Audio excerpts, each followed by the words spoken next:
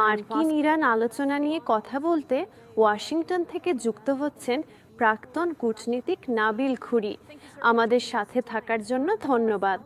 আঞ্চলিক কূটনীতি ও মধ্যস্থতায় শাহবাজ শরীফ ও আসিম মনিরের সাথে ইরানি পররাষ্ট্রমন্ত্রীর এই ইসলামাবাদ বৈঠকটি কতটা গুরুত্বপূর্ণ?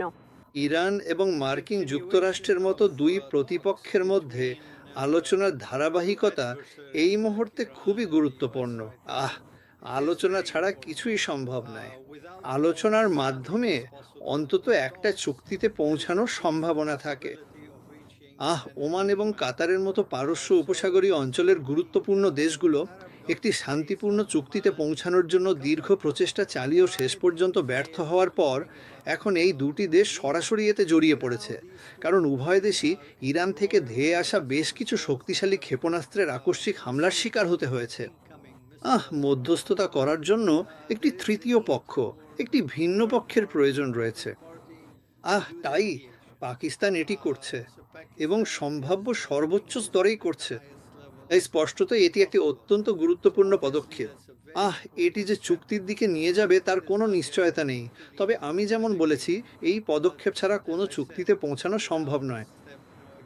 এবং এই পর্যায়ে মার্কিন যুক্তরাষ্ট্র ও ইরানকে কূটনৈতিক সম্পর্কে ফেরাতে পাকিস্তানের ভূমিকা কতটা তা নিয়ে আলোচনা করি। আচ্ছা, আহ, এই এটি একটি অত্যন্ত বিপজ্জনক পর্যায়ে, আংশিকভাবে, কারণ ইতিমধ্যে যুদ্ধ অনেক মৃত্যু এবং ধ্বংসের কারণ হয়েছে, সেই সাথে গুরুত্বপূর্ণ বাণিজ্য পথগুলোকেও ব্যাহত করেছে। তাই এই সময়ে একত্রিত হওয়া খুবই গুরুত্বপূর্ণ। আমি যেমন বলেছি, একটি ভিন্ন কণ্ঠস্বরের প্রয়োজন আছে। আমি মনে করি দুই পক্ষের মুখোমুখি হতে কোনো সমস্যা নেই। তারা অবশ্যই এর আগে অনেকবার মুখোমুখি হয়েছে, বিশেষ করে ওবামা প্রশাসনের অধীনে, এবং এমনকি এই প্রশাসনের অধীনেও, ট্রাম্প প্রশাসনের অধীনেও। এই গুরুত্বপূর্ণ বৈঠকটি নিজেই অত্যন্ত তাৎপর্যপূর্ণ, তবে এটি একেবারেই যথেষ্ট বলে মনে হচ্ছে না। এখানে যা বিশেষভাবে প্রয়োজন তা হলো একটি সম্পূর্ণ নতুন ধরনের দৃষ্টিভঙ্গি এবং আলোচনার একটি নতুন উপায়, কারণ এখন পর্যন্ত কোনো নির্দিষ্ট চুক্তিতে পৌঁছানো সম্ভব হয়নি। মার্কিন যুক্তরাষ্ট্র যা চায় এবং ইরান যা চায় তার মধ্যে ব্যবধান অনেক বেশি। মার্কিন যুক্তরাষ্ট্র মনে হচ্ছে পূর্ণ আনুগত্য দাবি করছে। মার্কিন প্রেসিডেন্ট ডোনাল্ড ট্রাম্প ইতিপূর্বে যেমনটি উল্লেখ করেছেন, তিনি ইরানের কাছ থেকে সম্পূর্ণ এবং 100% আনুগত্য আশা করেন, যা বর্তমান প্রেক্ষাপটে শত্রুর সাথে আলোচনার ক্ষেত্রে খুব একটা বাস্তবসম্মত কোনো কৌশল হিসেবে গণ্য করা যায় না। তবে দ্বন্দ্বটিকে দেখার জন্য সর্বদা একটি নতুন উপায় থাকে এবং সর্বদা কিছু সৃজনশীল সমাধান থাকে যা সামনে আসতে পারে। এখনো পর্যন্ত আমরা সেগুলি দেখিনি, তবে একটা আশা আছে যে পাকিস্তানে আলোচনা, প্রত্যক্ষ বা পরোক্ষ যাই হোক না কেন, এই নতুন দৃষ্টিভঙ্গি একটা নতুন দিক তৈরি করতে পারে যা দ্বন্দ্বের অবসান ঘটাতে পারে। মিস্টার খুরি, ধরুন ইসলামাবাদে আলোচনা আবারও ব্যর্থ হলো, তবে আমেরিকার জন্য আর কি বিকল্প থাকবে? ঠিক আছে, এই বিশেষ বিকল্পটি সর্বদা অত্যন্ত গুরুত্বের সাথে আলোচনার টেবিলে ছিল, যা হলো একটি পূর্ণাঙ্গ এবং সর্বাত্মক যুদ্ধ। ইরানে মৃত্যু এবং ভয়াবহ ধ্বংসলীলা এবং সামরিক ও অসামরিক লক্ষ্যবস্তুতে মারাত্মক আঘাত হানার ক্ষেত্রে আমি আশঙ্কা করছি যে ভবিষ্যতে সেখানে আরও অনেক কিছু ঘটার সম্ভাবনা আছে। আসুন ধরা যাক, এটি আরও খারাপ হতে পারে।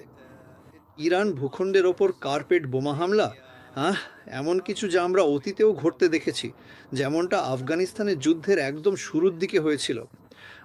বর্তমানে প্রতিরক্ষা বিভাগ বা যুদ্ধ বিভাগে নথিভূত করা সুনির্দিষ্ট পরিকল্পনা রয়েছে, যেমনটা ডোনাল্ড ট্রাম্পের নেতৃত্বাধীন বর্তমান প্রশাসন এখন এটিকে বলে থাকে।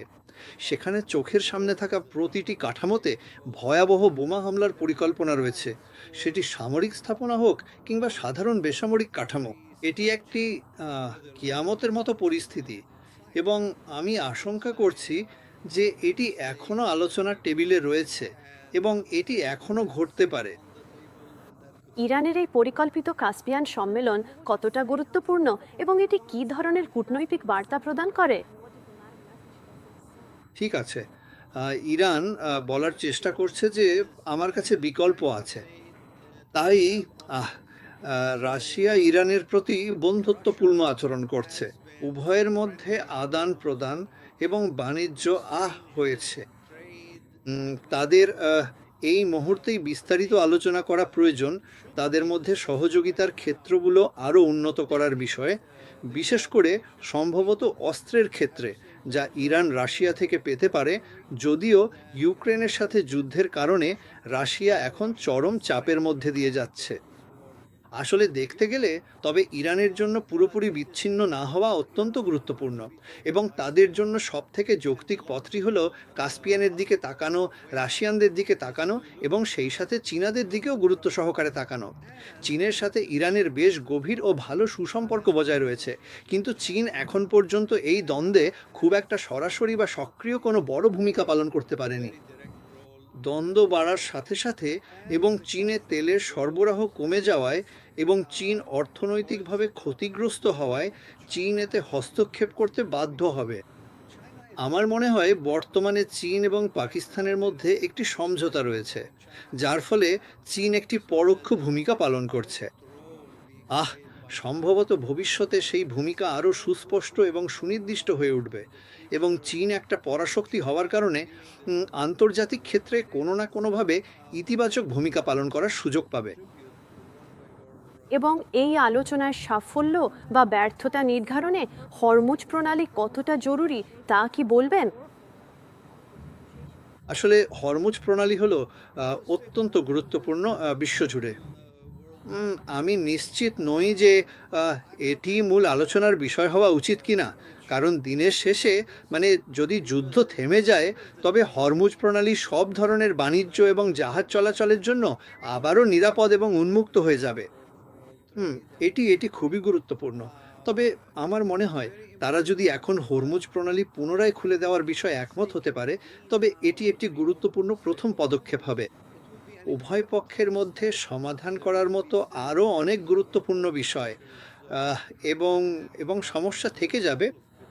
উম, সমস্যাগুলো হরমুজ থেকে আলাদাভাবে সমাধান করা যেতে পারে, তবে পরিস্থিতি শান্ত করার জন্য এবং একটি চুক্তিতে পৌঁছানোর জন্য হরমুজ একটি অত্যন্ত গুরুত্বপূর্ণ এবং প্রয়োজনীয় শর্ত। And allow for an agreement to be reached.